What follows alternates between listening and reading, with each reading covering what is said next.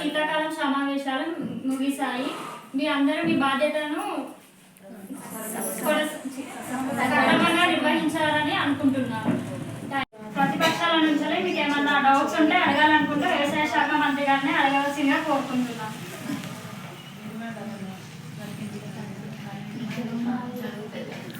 నా పేరు శోభ, నేను జయగిరి నుండి మాట్లాడుతున్నాను. ఏం చేసిళ్ళు అసలు వ్యవసాయ శాఖ మంత్రి గారు ఏం చేసిళ్ళు ఒకసారి క్లారిటీగా చెప్పండి. ఇది అంటే మంచిగా లేని విత్తనాలను అందిస్తారు రైతులకు. ఆ పంటలన్నీ ఖరాబ్ అవుతున్నాయి, పురుగులు పడుతున్నాయి, కరెంట్ 24 గంటలు అంటారా, కరెంట్ వస్తలేదు, వస్తలేదు. కొంచెం మంచిగా ఉండేటట్టు చూసుకోండి. నేను 10 కోట్లు ఇచ్చినాము, 24 గంటలు కరెంట్ ఇచ్చినాము, విత్తనాలు మంచిగా ఇచ్చినాము. అన్ని మంచిగా ఇస్తే జనాలు ఎందుకు చచ్చిపోతారు? మందులు చెప్పండి. నేను జయగిరి గ్రామం మాది. అమ్మ మైటీ హోప్స్ నుండి మేము మగ్గం వర్క్ నేర్చుకుంటున్నాము.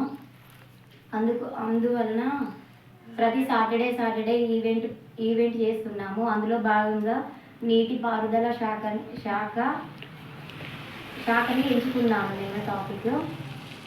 నేను ఇందులో భాగంగా మిషన్ భగీరథ వాటర్ని సప్లై చేస్తున్నాను. ప్రతి ఇంటింటికి వాటర్ సప్లై, ఇంటింటికి వాటర్ రావడానికి పైప్ లైన్స్ కూడా పెట్టించాను.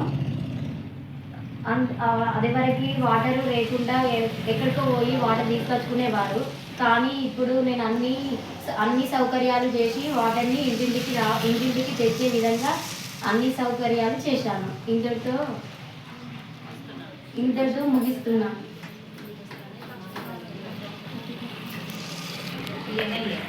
ప్రతిపక్షాల వారికి ఏమైనా డౌట్స్ ఉంటే అడగాల్సిందిగా కోరుకుంటున్నాను. కేసీఆర్ వాటర్ అంటారు, మిషన్ భగీరథ. అవి ఎన్ని వస్తాయండి? కనీసం ఒక 2 బిందెలు కూడా రావట్లేదు. ఇప్పుడు పర్యాటక శాఖ మంత్రి మాట్లాడాలని కోరుకుంటున్నాను. నా పేరు కళ్యాణి, గ్రామం జయగిరి. అమ్మ మైటీ హోమ్ పర్యాటక శాఖ గురించి మాట్లాడుతున్నాను. వేషమ్మల గుడి చార్మినార్ పురాణ కాలం నుంచి జాగ్రత్తగా నడుచుకుంటూ వస్తున్నది. ఇలాగే రావాలి. బాధ్యత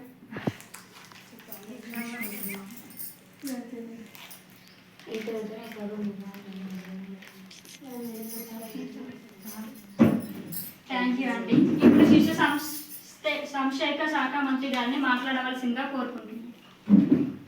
నా పేరు అనూష, మాది జయగిరి గ్రామం.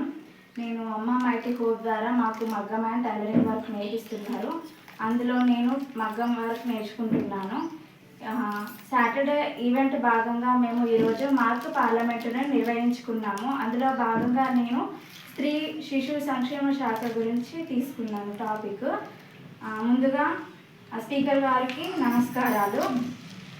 స్త్రీ ప్రెగ్నెంట్ ఉన్న వాళ్ళకి ఫ్రీ సేఫ్టీగా హాస్పిటల్స్ కానీ మెడిసిన్ కానీ వాళ్ళకి సంబంధించిన ఏవైనా భద్రతగా చూసుకుంటున్నాము. వారిని హాస్పిటల్లో డెలివరీ అయిన వారిని తల్లిని బిడ్డని క్షేమంగా వారి ఇంటి దగ్గరకి చేర్చుతున్నాము. కేసీఆర్ కిట్టు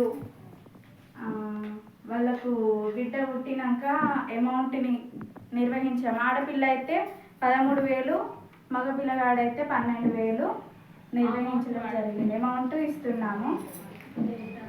ఇందులో మీకు ఏమైనా డౌట్స్ ఉంటే ప్రతిపక్షం వారు మాట్లాడవలసిందిగా కోరుతున్నాం.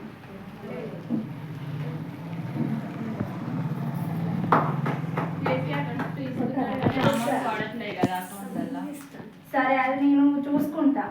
అమౌంట్ ఎందుకు వస్తలేదో నేను ఒకసారి చెక్ చేసుకుంటా. ఇంకా ఏమైనా మీకు డౌట్స్ ఉంటే అడగండి.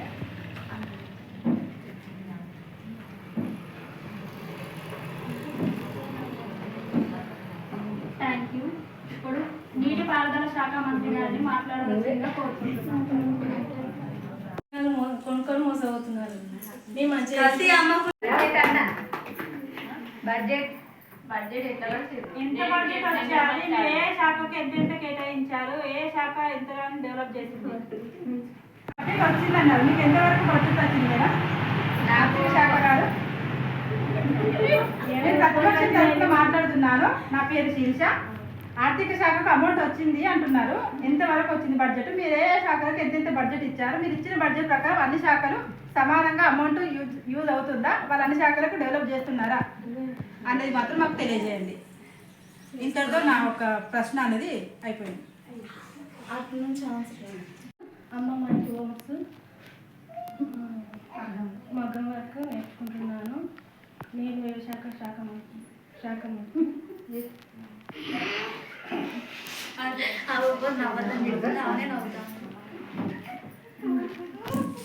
అధ్యక్ష, రైతులకు మేము ధాన్యాన్ని అమ్ముతాము.